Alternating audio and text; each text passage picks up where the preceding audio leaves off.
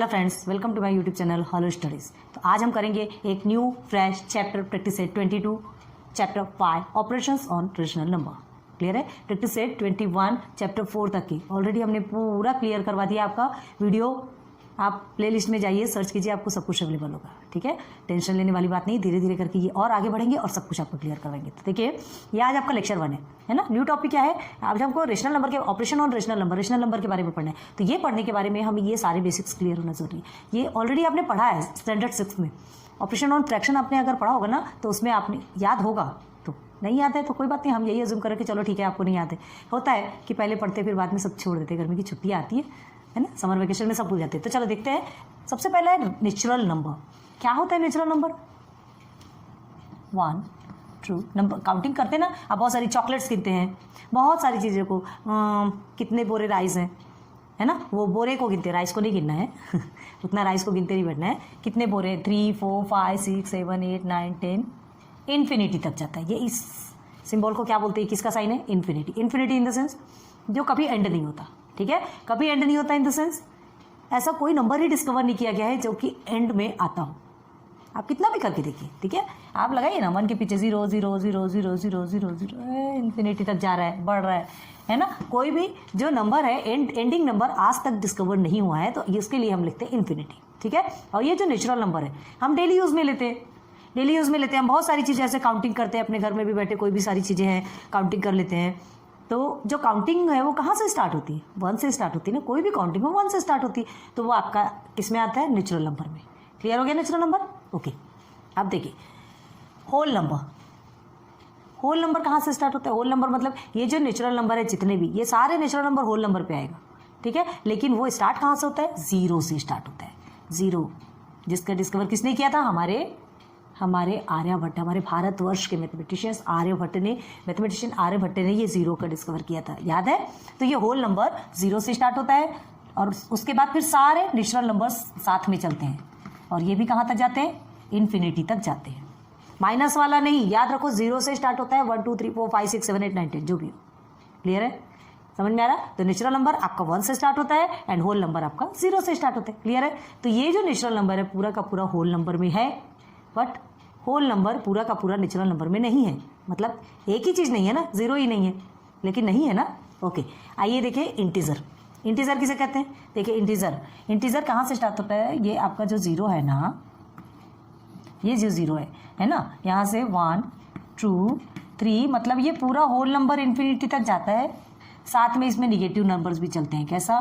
-1 -2 -3 ये भी चलता है आपका इन्फिनिटी तक। मतलब ये इन्फिनिटी तक इस साइड भी जाता है और इस साइड भी जाता है, दोनों अपोजिट डायरेक्शन, दोनों साइड ये इन्फिनिटी तक। मतलब जो माइनस नंबर्स भी हैं, सब्ट्रैक्शन वाले जितने भी नंबर है, जितने भी माइनस वाले नंबर है, वो भी इन्फिनिटी तक जाता है, जो कि इंटीजर में आता है। और 1 2 3 से लेकर के वो भी आपका इन्फिनिटी तक जाता है। तो ये आपका इंटीजर कहलाता है। क्लियर हो गया? इंटीजर क्लियर हो गया। लेकिन ध्यान रखो, ये इंटीजर कभी भी डेसिमल में नहीं होगा। जैसे ये 1.5 है, -1.5 है ना, या 3/5, ये इस तरह से ये कभी इंटीजर नहीं कहलाएंगे।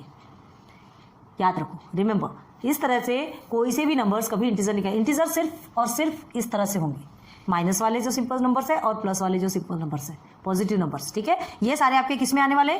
इंटीजर्स में आने वाले। समझ में आ रहा है क्या इंटीजर्स? देखो, जो opposite number of natural number, ये जितने भी नेचुरल नंबर है, ठीक है, उसके जो अपोजिट नंबर सबको क्या कर देंगे? इंक्लूड कर देंगे, सबको इंक्लूड कर देंगे, तो हमको इंटीजर मिल गया, है ना। Opposite number of natural number and whole number भी बोल सकते हैं। होल नंबर देखो, क्योंकि 0 भी है ना, नेचुरल नंबर में तो 0 नहीं, होल नंबर में 0 है, तो विथ 0 पूरे नेगेटिव नंबर जो ऐड हो जाते हैं इसमें, है ना, जो कि इन्फिनिटी तक जाते हैं, इस साइड भी और इस साइड भी, तो वो हमारे इंटीजर कहलाते हैं। इंटीजर समझ में आ गया? डेसिमल नहीं होना चाहिए, याद रखना, डेसिमल नहीं होना चाहिए। यहाँ तक के समझ में आ गया? अब देखो, अब आगे बढ़ते हैं। ये इंटीजर आपने देखा होगा ना, नंबर लाइन पे प्लॉट होता है। नंबर लाइन आपने देखा, अभी पढ़ेंगे। चलो फिर देखो, रेशनल नंबर आता है। अब ये रेशनल नंबर क्या है? रेशनल नंबर 2/3 4/9 6 8, ठीक है, -3 एंड 0/5, इस तरह से बहुत सारे रेशनल नंबर है। लाइफ में जितने भी नंबर्स हैं ना, वो सब कुछ रेशनल नंबर में आते हैं। ठीक है, वो बहुत सारे नंबर्स रेशनल नंबर में आते हैं। बस क्या नहीं आता रेशनल नंबर में, एक चीज ध्यान रखो, रेशनल नंबर में कभी भी ये नीचे में जीरो नहीं आएगा, है ना। न्यूमरेटर एंड डिनोमिनेटर में कभी भी जीरो नहीं आएगा, याद रखना। कभी भी देखो, आपका ये जो नेचुरल नंबर है ये भी आपका रेशनल नंबर है, ये जो होल नंबर है ये भी रेशनल नंबर है, और ये जो इंटीजर है ये भी रेशनल नंबर है। कैसा, देखो ये 1 है ना, 1 के नीचे 1 तो होता है ना, जिसके नीचे कुछ नहीं उसके नीचे 1 होता है, तो ये आपका रेशनल नंबर बन गया, फ्रैक्शन में रहता है। और यहाँ से देख लीजिए, ये 0 को लीजिए, 0 के नीचे कुछ नहीं है तो 1 तो है। याद रखो ये 0 कभी नीचे नहीं आएगा, 1/0 ये ऐसा, ये आपका कभी नहीं होगा, ये इन्फिनिटी, आप कभी इसे सॉल्व नहीं कर सकते, पूरी लाइफ निकल जाएगी तो भी सॉल्व नहीं करेंगे, ठीक है। तो ये कभी भी ध्यान रखो कि रेशनल नंबर में डिनोमिनेटर में 0 कभी नहीं आता, क्लियर है। और जो न्यूमरेटर एंड डिनोमिनेटर जो भी में जो नंबर्स रहते हैं ना, वो ऑलवेज इंटीजर्स होते हैं, ऑलवेज इंटीजर्स। देखो 2/3 ये भी आपका इंटीजर है, 4/9 भी है, -3 भी आपका इंटीजर है, ठीक है। 0.5 है तो 0 भी आपका इंटीजर है, 5 भी आपका इंटीजर है, -3 भी आपका इंटीजर है, 6 एंड 8 भी आपके इंटीजर में आता है। तो रेशनल नंबर में natural number, whole number, integer and सब कुछ इसमें आता है, क्लियर है। बस कहाँ, डिनोमिनेटर में 0 नहीं होना चाहिए, ध्यान रखो, ये चीज़ें आपको बहुत ज़्यादा जरूरी है ध्यान रखने के लिए, ठीक है। तो चलो अब देखो लास्ट आता है आपका नंबर लाइन। तो देखो नंबर लाइन किसे कहते हैं, पढ़ा होगा आपने, ये आपका 0 है, 1 2 3 4, बस आगे बढ़ते जाओ चाहे जितना भी बढ़ना हो, -1 -2 इंटीजर दिख रहा है ना इसमें, -4, बस आगे बढ़ते जाओ। तो ये एरो जैसा बना है, मतलब ये लाइन आगे आगे बढ़ रही है, इस साइड भी और इस साइड भी, ठीक है। तो ये आपका नंबर लाइन कहलाता है। इस पर हमने बहुत सारे नंबर्स प्लॉट किए हैं, याद रखिए, देखिए भी आपने पढ़ा है, बहुत सारे नंबर्स प्लॉट किए आपने, इंटीजर के बहुत सारे नंबर, माइनस वाला है तो माइनस तरफ प्लॉट किया, प्लस वाला है तो प्लस तरफ प्लॉट किया है ना आपने।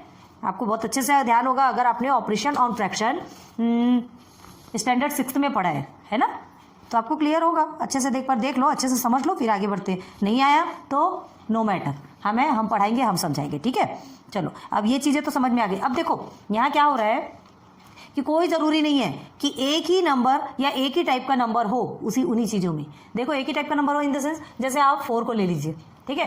4 आपका नेचुरल नंबर भी है, 4 आपका होल नंबर भी है, 4 आपका इंटीजर भी है, and 4 also a rational number. Clear हो गया, चारों भी 4 है। अब आप -4 को लेंगे तो -4 हर चीज़ है क्या, नहीं, -4 आपका इंटीजर है और रेशनल नंबर में भी आता है, लेकिन होल नंबर और नेचुरल नंबर में नहीं आता। माइनस वाली चीज़ें नेचुरल नंबर में नहीं आती, माइनस वाली चीज़ें 1 से स्टार्ट होती, ये नेचुरल नंबर में तो 0 ही नहीं आता, तो माइनस वाली चीज़ें तो फिर पॉसिबल ही नहीं है।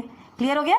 देखो छोटे छोटे टॉपिक आपको बता रहे हैं, बहुत अच्छे से ध्यान दो, क्योंकि अभी आपको प्रैक्टिस नोट पूरा इस पे ही बेस्ड है, ठीक है। अब आगे देखो, यहाँ पर आते हैं हम मल्टीप्लिकेटिव इनवर्स। तो मल्टीप्लिकेटिव इनवर्स किसको बोलते हैं, देखिए एक नंबर देते हैं आप, ये एक नंबर है and -2/5 and 6/-8।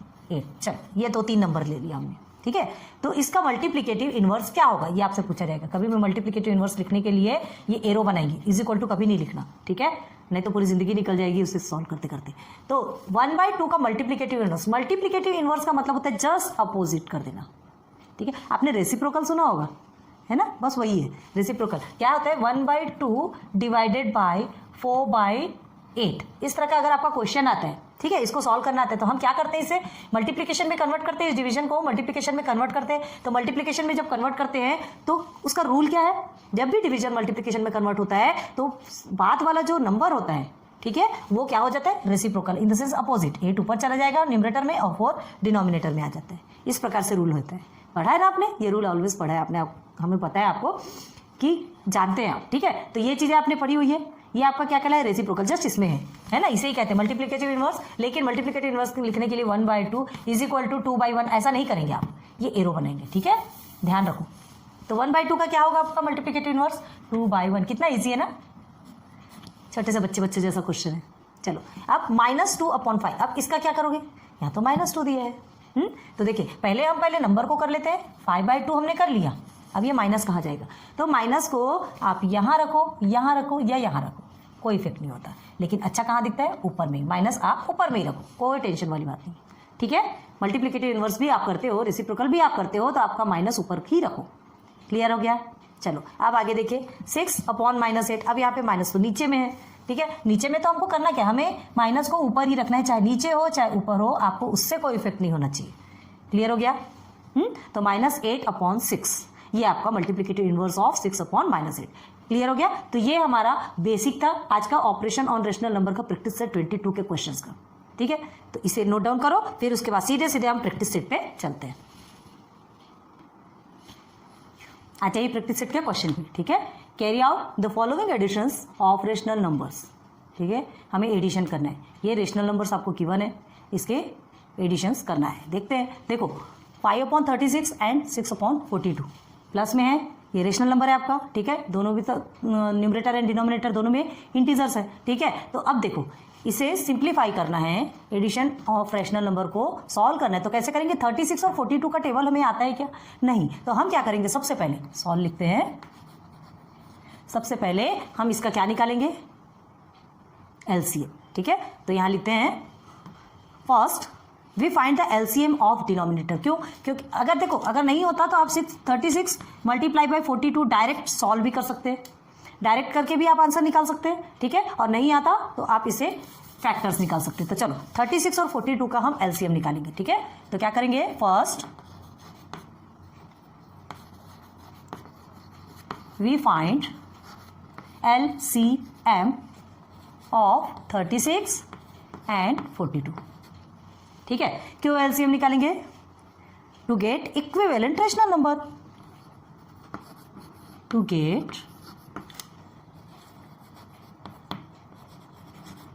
Equivalent rational number. ठीक है, क्लियर हो गया? तो देखो हमको सबसे पहले निकालना है, चलो 36 और 42। 36 एंड 42 का एलसीएम निकालते हैं हम। पता है ना कैसे निकाला जाता है? चलो, दोनों भी इवन है। वैसे एलसीएम के लिए आपको एक भी मिले तो कोई टेंशन नहीं। चलो 2 1 ज़ा 2, 2 8 ज़ा 16, अगेन 2 2 ज़ा 4 एंड 2 6 ज़ा 12। क्लियर है? अब क्या कर सकते हैं? अब इसके बाद 2 2 ज़ा 4, सॉरी 12 क्यों ले रहे हैं? 2 2 ज़ा 4 एंड 2 1 ज़ा 2।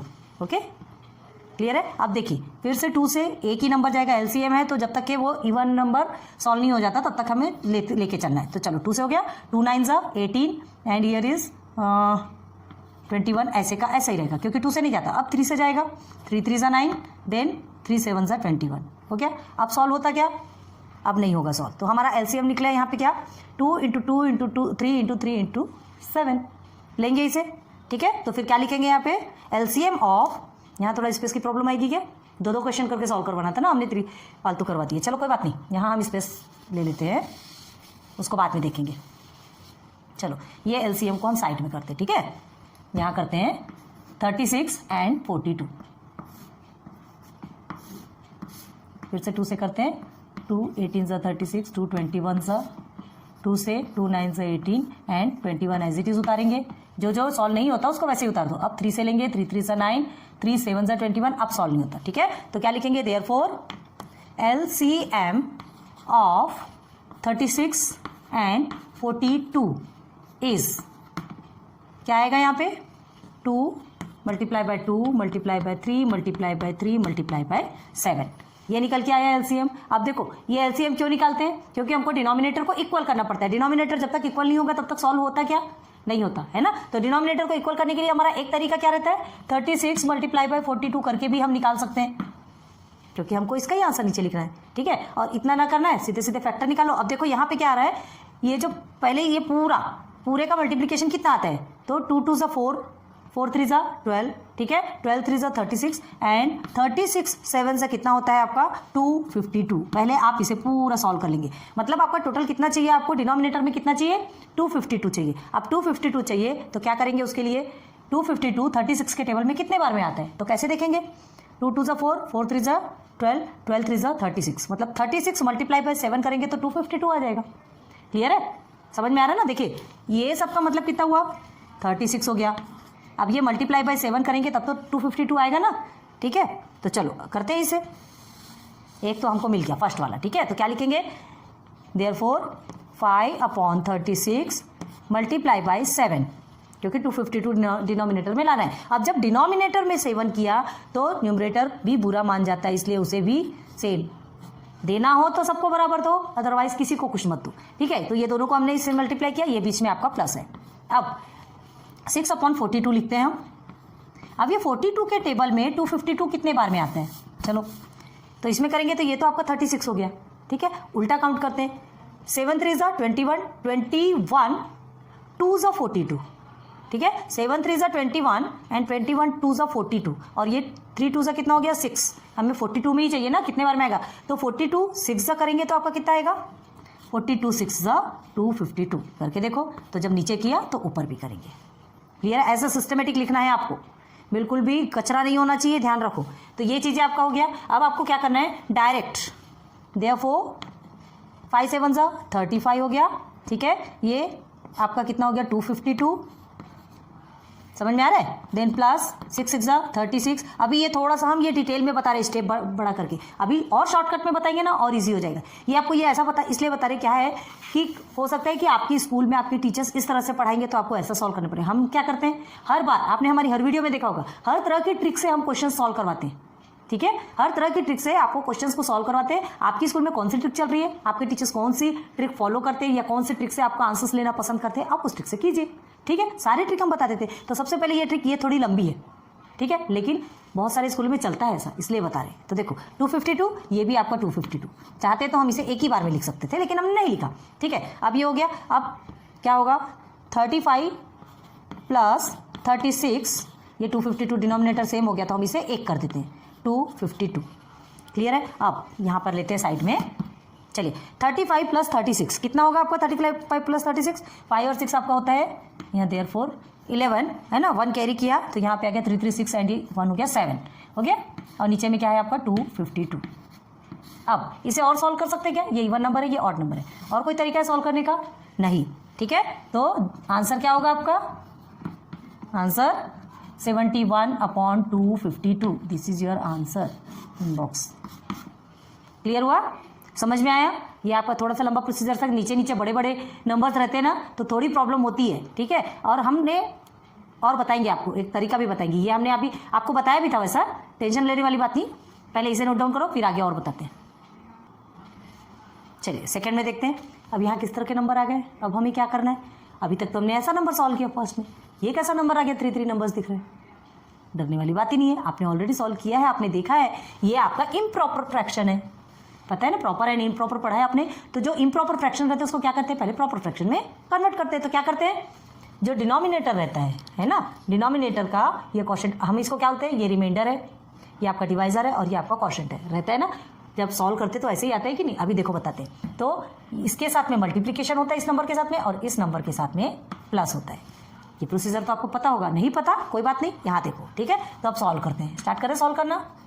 तो सबसे पहले हम इसको प्रॉपर फ्रैक्शन पे लेके आएंगे, ठीक है। तो प्रॉपर फ्रैक्शन पे लेके आने के लिए क्या करते हैं, इस 1 के साथ में 3 को मल्टीप्लाई करेंगे एंड 2 को प्लस करेंगे, और अपॉन में हमारा ये डिनोमिनेटर तो एज इट इज रहने वाला है, ओके। देन प्लस यहाँ पर भी सेम प्रोसीजर रहेगा, इस 2 के साथ में 5 को मल्टीप्लाई करेंगे एंड 4 को प्लस करेंगे। चलो आप ध्यान रखना, पहले प्लस नहीं करना, आपका प्रोसीजर आपने बॉड मास पढ़ा होगा ना, BODMAS बॉड मास पढ़ा है आपने, हाँ। अगर बॉड मास पढ़ा है तो आपको पता होगा कि पहले क्या क्या किया जाता है, मल्टीप्लिकेशन, डिवाइडेशन, फिर प्लस, फिर माइनस, ऐसे किया जाता है। तो यहाँ हमें पहले मल्टीप्लिकेशन करना होगा, ठीक है।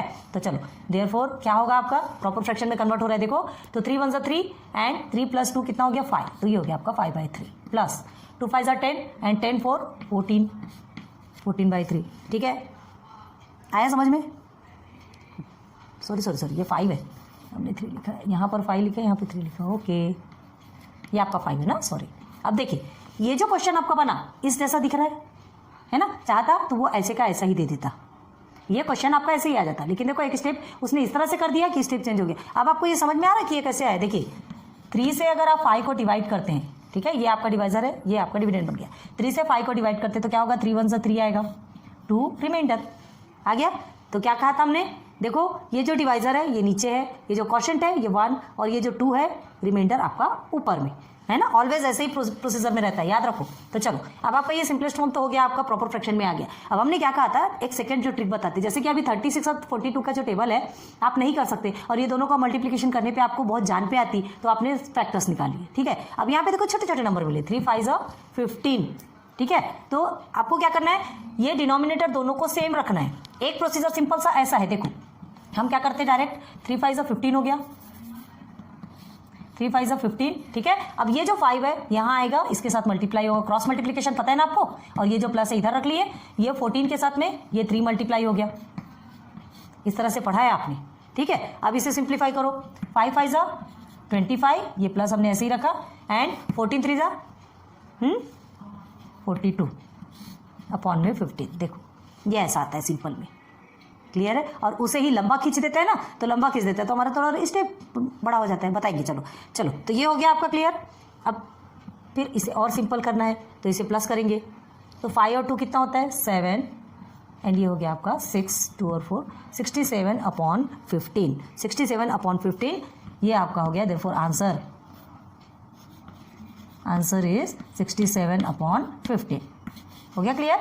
तो अब इसमें क्या स्टेप बढ़ाते हैं देखो हम बताते हैं, यहाँ कर देते हैं आपको, आपके अगर स्कूल में बोलते हैं तो पढ़ा दीजिए, कोई टेंशन वाली बात नहीं, ठीक है। तो देखो क्या है यहाँ पर, ये जैसा है तो ये 5 3 15 होता है। आपको क्या करना है, दोनों भी डिनोमिनेटर को सेम करना है। अब दोनों भी प्राइम नंबर है, 3 भी प्राइम नंबर है, 5 भी प्राइम नंबर है, इसके फैक्टर्स तो निकलने से रहे, ठीक है। तो हमें क्या करना है, 3 5 15, 3 के टेबल में 15 कितने बार में आता है 5 बार में, 5 के टेबल में 15 कितने बार आता है 3 बार में, तो बस उसे ऐसे करना है। देखिए तो देखो यहाँ से यहाँ आ रहे हैं फिर, है ना, या तो ये प्रोसीजर लेना, यहाँ से इधर आना, नहीं तो यहाँ से ये वाला लो। देखो 5 अपॉन 3 किया हमने, डिनोमिनेटर सेम करना है, तो आपको 3 5 15 करेंगे, तो जब डिनोमिनेटर में करेंगे तो न्यूमरेटर में भी 5 रखेंगे, ओके। अब ये जो प्लस है उसे प्लस को एज इट इज रखा। अब देखिए 14 अपॉन 5 है, 5 के टेबल में कितने बार में 15 आता है, 5 3 15 आता है। क्यों लेना है 15, पता है ना हमने, डिनोमिनेटर दो सेम करना है, डिनोमिनेटर सेम होगा तो वो 1 हो जाएगा। अब देखो अब क्या हो गया आपका 5 5 25, और ये हो गया आपका 15 प्लस 14 3 14 3 42, ये हो गया आपका 15, क्लियर हो गया। तो ये 2 स्टेप पड़ जाते हैं, और बाद में क्या होता है, इसके बाद फिर हम यहाँ आते हैं। देखो जैसे बताया अभी, ये क्या हो जाएगा, ये दोनों 15 को हम एक कर देंगे, 25 प्लस 42 अपॉन में 15, देखो आया कि नहीं यहाँ पे। बस इसके बाद सेम प्रोसीजर है, क्लियर है। तो आप चाहें तो ये प्रोसीजर को यहाँ बढ़ा सकते हैं, इसके बाद आप ये लिख सकते हैं, और ये चाहे ऐसा चाहे तो ऐसा कर सकते हैं, क्लियर है। दोनों भी ट्रिक बताई हमने, और यहाँ पर फिर से वही आंसर आएगा, आंसर तो वही आना है आपका, है ना, कितना 67 अपॉन 15, दोनों में सेम आया कि नहीं। दोनों भी मत कर देना, कोई भी एक करना, ठीक है। अगर आपसे ऐसा बोला जाता है तो ऐसा करो, ऐसा करने पे क्या होता है, सिर्फ 2 स्टेप पड़ जाते हैं, ये 1 और ये 2, और ये स्टेप होने के बाद फिर आप इधर आ जाते हो, ठीक है, बाकी कोई प्रॉब्लम नहीं है। और ये वाला स्टेप नहीं रहता, इस स्टेप के बाद आप इधर आते हो, ये स्टेप आपका उसमें नहीं रहता।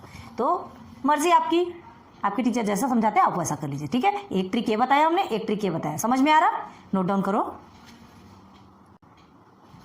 चलिए देखिए क्वेश्चन नंबर 3, एडिशन वाला ही चल रहा है, 2 क्वेश्चन कंप्लीट हो गए, थर्ड में आ जाओ। अब देखो थर्ड में क्या दिया है, ये भी आपके 17 और 19, कभी भी पहले डिनोमिनेटर को देखो, ठीक है।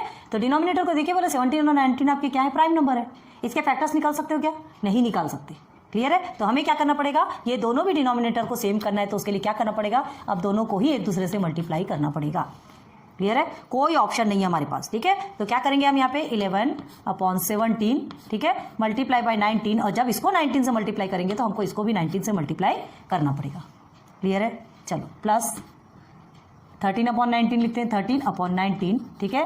अब 19 के को हमें 17 से मल्टीप्लाई करना है, क्योंकि दोनों डिनोमिनेटर को सेम करना है, और इसे मल्टीप्लाई करेंगे तो इसे भी मल्टीप्लाई करना पड़ेगा, ठीक है। अब हमको क्या, ये आपको किस ट्रिक से बताया गया, इससे करना पड़ेगा, ऐसा नहीं, सीधे सीधे क्रॉस मल्टीप्लिकेशन भी तो होता है। देखिए क्रॉस मल्टीप्लिकेशन में क्या करते हैं, 17 का इसके साथ मल्टीप्लाई करते हैं, 19 का इसके साथ मल्टीप्लाई करते हैं, ये दोनों का एक साथ कर देते हैं, वो और इजी ट्रिक निकल गया, ये इतना लंबा खींच के बता दिया, है ना। तो देखो फिर क्या करेंगे, देयरफॉर 11 मल्टीप्लाई बाय 19, तो 11 मल्टीप्लाई बाय 19 करेंगे तो आपका कितना आता है आंसर, 209, और 17 मल्टीप्लाई बाय 19 करते तो आपका 323, ठीक है, ये प्लस कर दिया हमने। अब 13 मल्टीप्लाई बाय 17, 13 मल्टीप्लाई बाय 17 आता है आपका 221, और ये 19 मल्टीप्लाई बाय 17 फिर से आपका 323, क्योंकि हमको डिनोमिनेटर सेम होना तो सेम हो गया, क्लियर है। अब आपको क्या करना है आगे, दोनों भी डिनोमिनेटर को एक साथ लिख देना है, 323, डिनोमिनेटर सेम हो गया मतलब 1 हो गया, ठीक है। अब 209 प्लस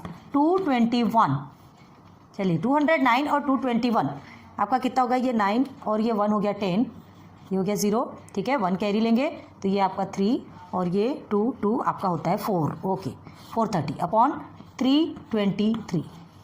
अब ये और डिवाइड हो सकता क्या, ये 430 इवन नंबर है, 223 ऑड नंबर है, ठीक है, पीछे पीछे देख लो। तो ये और अगर सिंप्लीफाई हो सकता है तो आप उसको जितना रिड्यूस कर सकते हैं रिड्यूस भी कर दो, ठीक है, और नहीं होता तो यही आपका आंसर है, ठीक है। तो हम आंसर में क्या लिखेंगे, therefore 430/323 is our answer in box. बस हो गया क्लियर, आ रही बात समझ में। चलिए अब आगे आ जाइए क्वेश्चन नंबर 4। क्वेश्चन नंबर 4 में फिर से आपको इम्प्रॉपर फ्रैक्शन मिल गए, ठीक है, डरने वाली कोई बात नहीं। इम्प्रॉपर है तो हमको प्रॉपर करना आता है, हमने सीखा है, ठीक है। तो सॉल्व करेंगे, स्टार्ट करेंगे, सॉल्व करेंगे। तो सबसे पहले क्या करना है, क्वोशंट के साथ में ये जो डिनोमिनेटर जो है ना, ये जो क्वोशंट है इसके साथ में डिनोमिनेटर को मल्टीप्लाई करेंगे, ठीक है, ये मल्टीप्लाई होगा और ये न्यूमरेटर के साथ में प्लस होगा, पढ़ा है ना। तो कैसे करेंगे, देखिए ये क्वोशंट है, ये डिनोमिनेटर है और ये न्यूमरेटर। तो पहले क्वोशंट को लिखते हैं, ठीक है, सॉल्व करते, फिर किसके साथ में मल्टीप्लाई करना है, डिनोमिनेटर पहले मल्टीप्लाई करेंगे और फिर न्यूमरेटर के साथ में प्लस करेंगे। और ये जो डिनोमिनेटर में 11 लिखा है वो तो लिखना ही लिखना है, ठीक है। ये प्लस आपका इधर आ गया। अब यहाँ देखिए, यहाँ पर आपको क्वेश्चन क्या है, 1 है, डिनोमिनेटर के साथ में मल्टीप्लाई कीजिए, 1 मल्टीप्लाई बाय 77 और न्यूमरेटर के साथ में प्लस कर दीजिए। अपॉन में 77 है आपका, ओके। अब देखिए ये न्यू टाइप का क्वेश्चन है, ध्यान दो। अब ये अलग ट्रिक है, मतलब हम अलग ट्रिक बता रहे ऐसा नहीं, ये आपको उसी ट्रिक से करना ही पड़ेगा, इसमें कुछ रिलेशन दिखेगा। देखिए मजेदार क्वेश्चन है। तो देयरफॉर अब इसे सॉल्व करेंगे तो 11 2 से 22 होता है और 3 को कर देंगे तो 25 हो गया। 25/11 प्लस 77 1 से 77 और 3 को कर दिया तो आपका हो गया 80। तो 80/77 आगे आपका प्रॉपर फ्रैक्शन बन गया। मतलब ये जो क्वेश्चन है ऊपर में देना चाहिए था, जैसे यहाँ पे दिया गया है ना, लेकिन उसी को आपको घुमा के दे दिया, आप घूम गए। घूमने का सवाल ही नहीं पैदा होता। हमें टाइप्स ऑफ क्वेश्चंस मिलेंगे तभी तो हम ऐसा सॉल्व कर पाएंगे ना, ओके। अब देखो ये जो क्वेश्चन मिले इसमें कुछ तो भी नजर आ रहा है। क्या नजर आ रहा है, एक बहुत प्यारी चीज नजर आ रही है। क्या, 11 के टेबल में 77 आता है, क्लियर है। हमको क्या करना है, डिनोमिनेटर सेम करना रहता है ना, डिनोमिनेटर सेम करना रहता है। तो यहाँ पे आपको डिनोमिनेटर सेम करने का इतना अजीब, ये इतना प्यारा फंडा है कि एक को आपको चेंज करने की जरूरत नहीं है। 11 के टेबल में 77 आता है तो इसको आपको कुछ करने की जरूरत नहीं, इसको सिर्फ 77 बनाने की जरूरत है। तो क्या करेंगे आप, देयरफॉर 25/11, 11 के टेबल में कितने बार में आता है, 7 बार में आता है। तो ये जो 7 बार में आता है इसे भी हम 7 से मल्टीप्लाई करेंगे। डिनोमिनेटर को जिससे भी करोगे तो न्यूमरेटर भी आपका वही डिमांड करेगा कि मुझे भी वही चाहिए, ठीक है। दो एक जैसे बच्चे हैं, दोनों को एक जैसी चीजें दो ना, क्यों अलग अलग देना, ठीक है। तो देखिए हो गया। अब इसे ऐसे ही लिख देंगे, 80/77 हमारा ऐसे ही रहेगा। अब आता है कि नहीं, देखो डिनोमिनेटर से 25 से 1 से करेंगे तो कितना होगा, 5 से 1 से 35, 3 हमने कैरी दिया, 7 2 से 14, 15 16 17, 175 और ये नीचे हो गया 77 प्लस 80/77। डिनोमिनेटर सेम हो गया, डिनोमिनेटर सेम हो गया। हमें ज्यादा मगजमारी करने की जरूरत नहीं पड़ी कि इससे मल्टीप्लाई करना कि उससे मल्टीप्लाई करना, सिर्फ एक पोर्शन को ही हमने मल्टीप्लाई किया, हमारा दोनों भी डिनोमिनेटर सेम हो गया। ऐसे भी क्वेश्चन पूछे जाते हैं, याद रखो। या तो दोनों भी प्राइम नंबर्स वाले रहेंगे तो दोनों प्राइम नंबर को दोनों में मल्टीप्लिकेशन करना पड़ेगा आपको, या तो बड़े बड़े नंबर से जिसके आपको फैक्टर्स निकालना पड़ेगा, या फिर ऐसे रिलेटिव्स नंबर है जिसमें कि किसी एक को मल्टीप्लाई करके दूसरे के इक्वल बनाना पड़ेगा, ठीक है। डिनोमिनेटर सेम होना चाहिए, बस। अब चाहिए आगे बढ़ जाते हैं। ये दोनों भी अब डिनोमिनेटर सेम हो गया तो ये दोनों को भी हम एक साथ लिख सकते हैं, ठीक है। अब 175 प्लस 80 कितना होगा आपका, ये हो गया 0 एंड 7 7 40 एंड 1 15, 1 कैरी 255/77, ठीक से लिखते हैं 255/77, ठीक है। तो यही आपका आंसर है। तो आंसर में कैसे लिखेंगे, नीचे दिख रहा है क्या आपको आंसर, 255/77, बस ऐसे ही करना है और आपको इनबॉक्स कर देना है ना, यही आपका आंसर है। क्लियर हो रहा है क्या, चलो यहाँ तक है तो भी समझ में आ रहा है आपको, ठीक है। तो फर्स्ट क्वेश्चन आपका कंप्लीट, स्पीडली नोट डाउन करो ना। आ जाइए क्वेश्चन नंबर 2, ठीक है। Main question number 2, carry out the following subtractions involving rational numbers. अभी आपने एडिशन वाले पढ़े, ठीक है। अभी सबट्रैक्शन जिसमें कि रेशनल नंबर जिसमें इन्वॉल्व है, देखिए ये सबट्रैक्शन वाले 4 क्वेश्चन आपने एडिशन वाले देखे। अब सबट्रैक्शन सेम प्रोसीजर है, सेम है, बस इसमें माइनस है तो आपको थोड़ा समझ के चलना है, ठीक है। इसमें भी हमें क्या करना है, देखो 11 और 7 है, ठीक है। डिनोमिनेटर सब में हमें भी सेम करना ही है। तो देखिए 11 और 7 दोनों भी प्राइम नंबर है ना, फैक्टर्स निकाल सकते हैं, है ना तो इसे डायरेक्ट सॉल्व कर सकते हैं। तो हम क्या करेंगे, इसका 11 7 से करेंगे और 7 11 से करेंगे तो डिनोमिनेटर सेम हो जाएगा, ठीक है। और जो डिनोमिनेटर के साथ में जिसका मल्टीप्लाई करेंगे तो न्यूमरेटर के साथ में भी सेम मल्टीप्लाई करना ही है, ये तो कंफर्म है। तो इज इक्वल टू क्या लिखेंगे, देखिए यहाँ पे 7/11 है आपका, ठीक है। तो 11 के साथ में हम 7 को मल्टीप्लाई करेंगे तो इसे भी 7 के साथ में मल्टीप्लाई करेंगे। अब ये माइनस है उसे ऐसे ही रहेंगे, 3/7 लिखेंगे सेकेंड वाला, तो 7 के साथ में 11 को मल्टीप्लाई करेंगे, ठीक है। जैसे यहाँ 11 से 7 को किया, यहाँ 7 से 11 को करेंगे, तो इसे भी 11 से मल्टीप्लाई करेंगे। ओके, देयरफॉर 7 से 1 से कितना होता है 49 और 11 से 1 से 77। ओके, चलिए 3 11 से कितना होता है 33 और 11 से 1 से 77। आगे के दोनों का भी डिनोमिनेटर सेम, अच्छे से देखो दोनों भी डिनोमिनेटर सेम आ गए। बस दोनों डिनोमिनेटर सेम आ गए मतलब हम उसे एक कर देंगे और ये दोनों को एक साथ लिखेंगे 49 माइनस 33। क्लियर है? तो 49 माइनस 33 करेंगे तो हमारा आंसर कितना आएगा, देखिए 9 में से 3 को माइनस करेंगे तो आपका 6 आता है और 4 में से माइनस करेंगे तो आपका 1 आता है। 16/77। अब इसे और सिंप्लीफाई कर सकते हैं क्या? है कोई तरीका है किसी टेबल में जाने के लिए? नहीं, बस तो यही आपका आंसर है। कितना इजीली में निकल के आ गया 16/77। क्लियर हो गया? इजी। चलो अब इधर आ जाओ। याद रखना प्राइम नंबर है, नहीं होता तो दोनों का एक दूसरे के साथ में मल्टीप्लिकेशन करो, ठीक है। अब यहाँ देखिए ये भी एक अलग टाइप का क्वेश्चन है 13/36 एंड माइनस 2/40। तो यहाँ हमको क्या करना है सॉल्व करने के लिए? देखो सॉल्व में पहले हम लिखते हैं, पहले क्वेश्चन ही लिख लेते हैं 13/36 माइनस 2/40। कुछ कर सकते हो? कभी भी ध्यान रखना अगर वो कट के और छोटा बन सकता है तो हमारे लिए इजी हो जाता है ना। आप ऐसे भी सॉल्व कर सकते हो, कोई टेंशन नहीं है, ऐसे भी सॉल्व कर सकते हैं, लेकिन अपने लिए इजी बनाना है तो हम क्या करेंगे 2 1 ज़ा 2, 2 2 ज़ा 4 एंड 0 ज़ा 0 मतलब 1/20 बन गया आपका। तो हमारे लिए और इजी हो जाता है, ठीक है। तो हम कर सकते हैं इसे, यहीं पर छोटा सा किया है हमने आपके, तभी आपको अच्छे से समझ आएगा। अब इसे तो आपको नहीं कट कर सकते तो इसे ऐसे ही लिखेंगे -1/20। ये हमारा बन गया, कट कर सकते हैं, याद रखो, ठीक है। तो ये इस तरह से हमारा आंसर बन गया। अब देखो 36 और 20 थोड़े बड़े बड़े नंबर है, फैक्टर निकाल लेते हैं। फैक्टर निकालेंगे तो हमारे लिए इजी हो जाएगा। चाहे तो आप क्या करेंगे 36 मल्टीप्लाई बाई 20 कर सकते हो आप, ठीक है। फिर उसके बाद और सॉल्व कर सकते हैं। चलो ठीक है, ये भी बताएंगे, पहले फैक्टर वाला बता देते हैं। 36 एंड 20, चलिए इसका फैक्टर निकालेंगे 2 से करेंगे, कितना होगा 2 1 ज़ा 2, 2 8 ज़ा 16, 2 10 ज़ा 20, अगेन 2 9 ज़ा 18 एंड 2 5 ज़ा 10। आया क्या? अब इसके बाद और सॉल्व करेंगे नहीं, तो आपका क्या निकलेगा LCM, therefore LCM of 36 and 20 are 2 multiply by 2 multiply by 9 multiply by 5। ठीक, अब हमको क्या करना है, ऐसे नंबर देखना है। ये इसको तो पहले पूरा मल्टीप्लाई कर लो, कितना होगा 2 2 ज़ा 4, ठीक है, एंड 4 9 ज़ा 36, 36 5 ज़ा कितना होता है 180। ये पूरा टोटल आपका निकालना जरूरी है। अब ये 180 आपका डिनोमिनेटर है, ये ध्यान रखो। तो लेकिन हमको ये देखना है कि ये जो फैक्टर्स निकले इसमें से 180 इसमें और इसमें दोनों में लाना है। तो 36 के टेबल में कितने बार में 180 आएगा? तो देखो पहले 2 2 ज़ा 4 एंड 4 9 ज़ा 36, यहाँ तक तो आपका 36 हो गया, ये 36 आ गया। अब बचा क्या 5, मतलब 36 में 5 को मल्टीप्लाई करोगे तो 180 आ गया। चलो ठीक है, फर्स्ट को पहले कर लेते 36 मल्टीप्लाई बाई 5। क्लियर है? अब इसे मल्टीप्लाई करेंगे 5 से, तो इसे भी तो 5 से मल्टीप्लाई करेंगे ना, इसे क्यों छोड़ेंगे? डिनोमिनेटर करते तो न्यूमरेटर एक का मिल गया। अब आगे चलिए 1/20 है ना, 20 को किसे मल्टीप्लाई करेंगे कि आपको 180 आएगा? एकदम इजी वे में, ध्यान से अच्छे से निकालो। बोला कैसे निकालेंगे आप?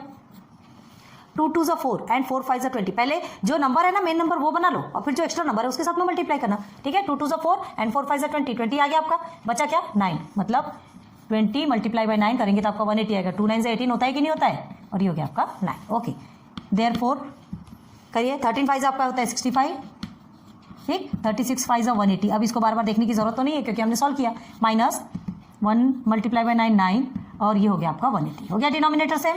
चलिए आगे आ जाइए, दोनों भी डिनोमिनेटर सेम है तो एक साथ रख देंगे, ये हो गया आपका 180।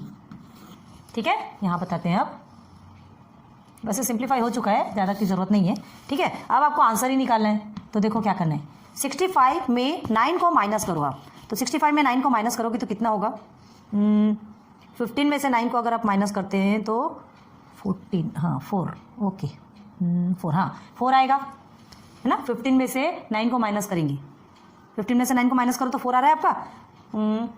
9 10 11 12 13 14 15, 1 मिनट, 15 में से 9 को माइनस करेंगे 4 नहीं 13 6 आएगा, सॉरी 6 आ रहा है ना, 6 आया। अब उसके बाद फिर 1 कैरी, तो 6 में से आप 1 को माइनस करोगे तो आपका कितना आता है 5, मतलब आपका आंसर कितना आया 56। क्लियर हो गया, ये इसे हमने माइनस किया तो 56 आया, अपॉन में आपका 180।